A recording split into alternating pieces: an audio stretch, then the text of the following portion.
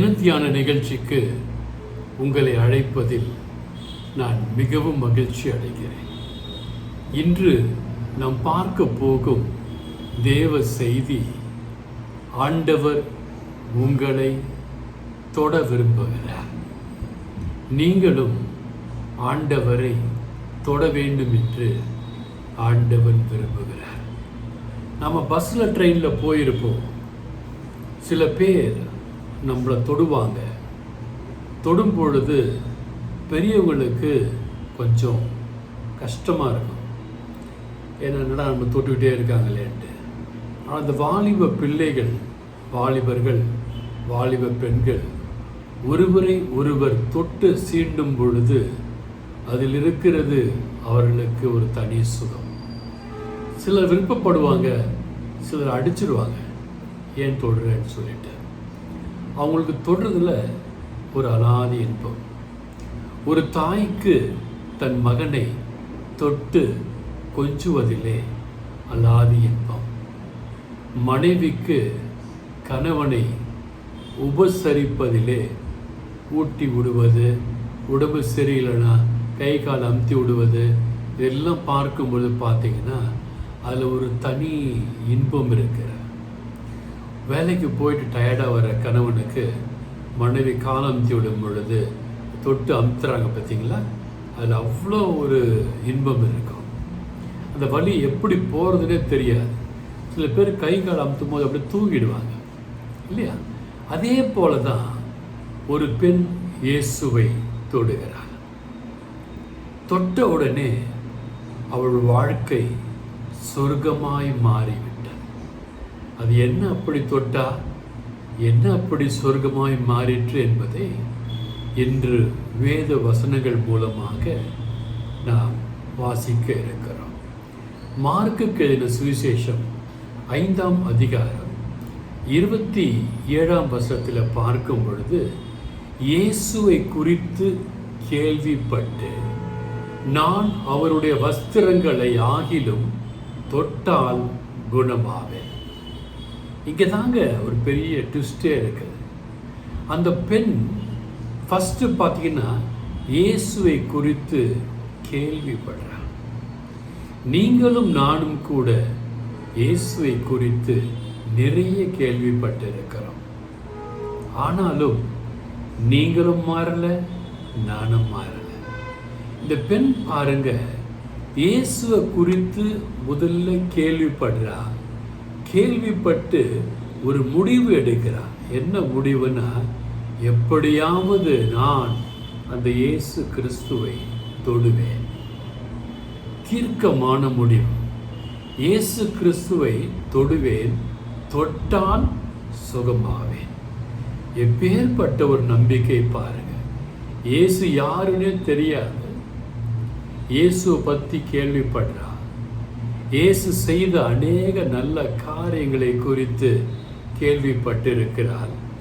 அவள் சொல்கிறாள், நான் காதால் கேட்டு சும்மா இருக்க மாட்டேன், முன்னேறி போவேன், இயேசுவின் ஆடையை எப்படியாவது தொடுவேன், தொட்டால் குணமாவேன். அவருடைய விசுவாசம் ஆணித்தரமான விசுவாசம். இப்பேற்பட்ட விசுவாசத்தை நீங்கள் பைபிளில் தேடி தேடி பார்த்தாலும் கிடைக்கிறது ரொம்ப கஷ்டங்க. ஒதுக்கி வைக்கப்பட்டவள், இரத்த போக்கினால் மிகவும் அவதிப்பட்டவள், அவள் உடம்பிலே ஊறல் எடுத்து கொண்டிருக்கிறது என்று வேதம் சொல்லுகிறார். பாவம், இரத்தம் வந்துக்கிட்டே இருக்கும். இரத்தப்போக்கு அதிகமாக இருந்துச்சு. எவ்வளோ பணம் செலவு பண்ணிட்டான், அவளுக்கு குணமாகவே இல்லை.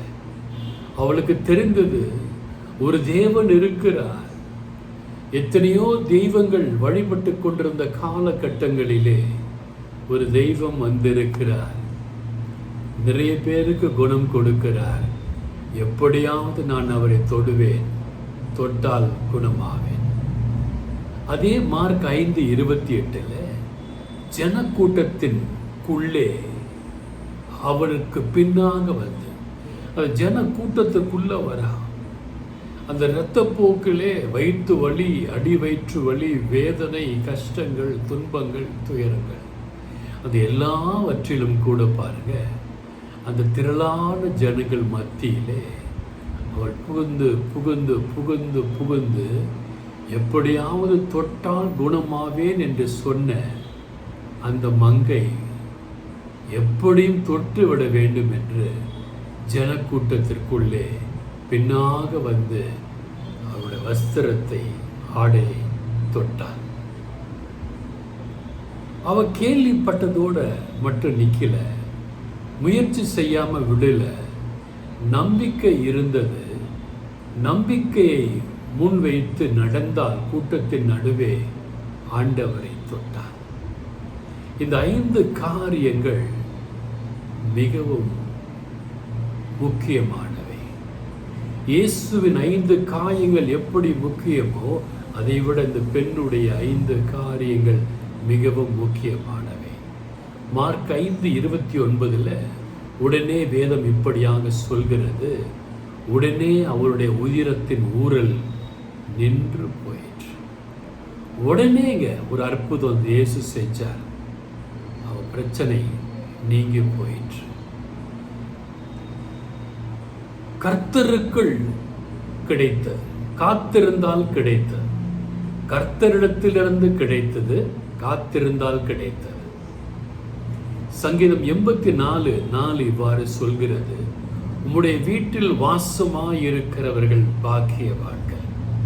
இவ இயேசு வரப்போகிற வழியிலே பாக்கியமான இருந்தார். எப்படியாவது நான் இயேசுவை சந்திக்கணும், எப்படியாவது நான் இயேசுவை தொடணும் என்று.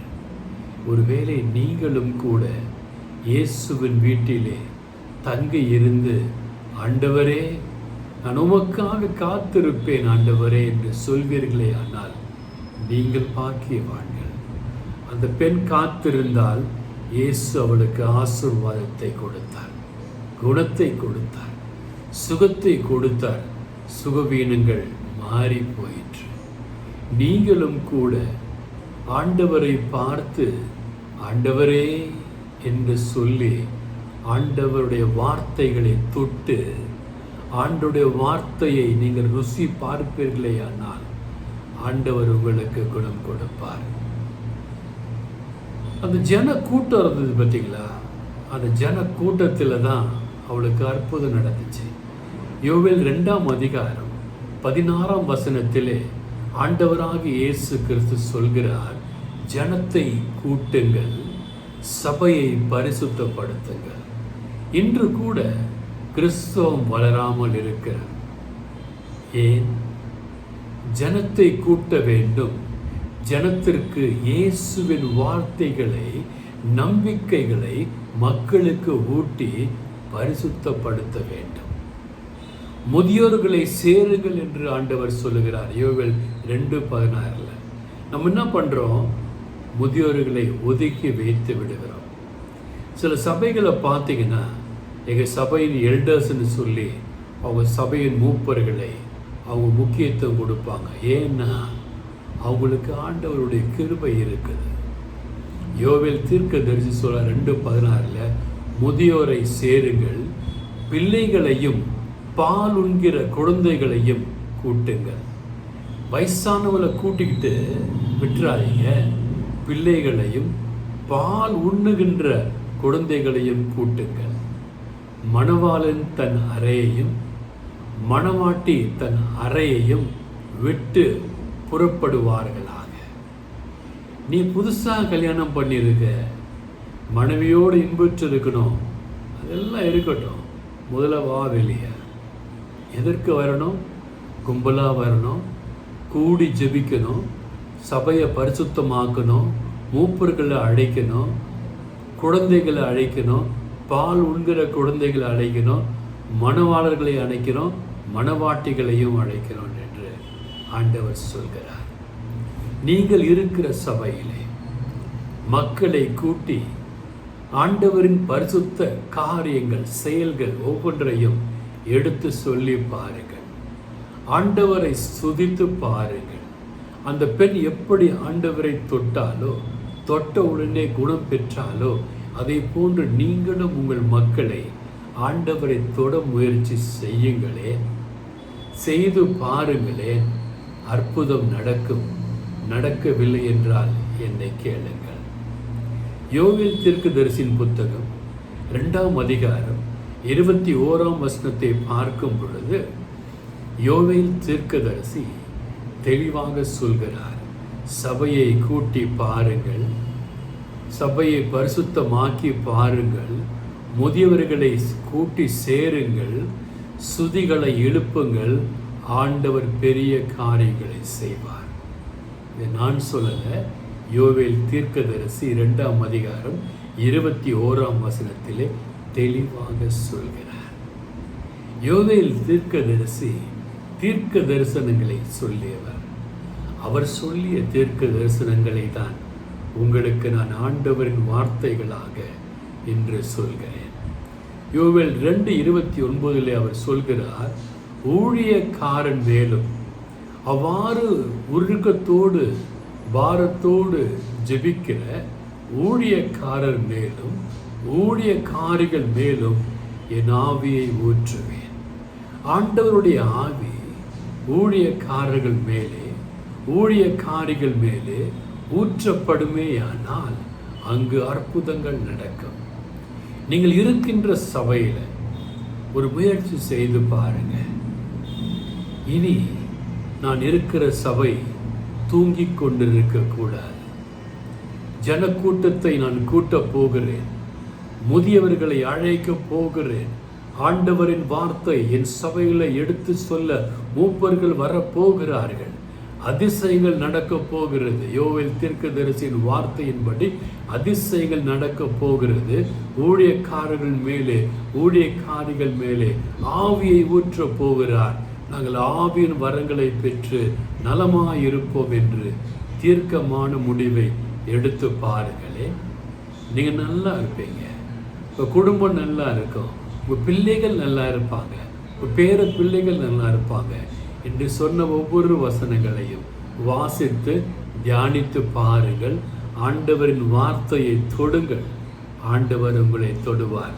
God bless you all.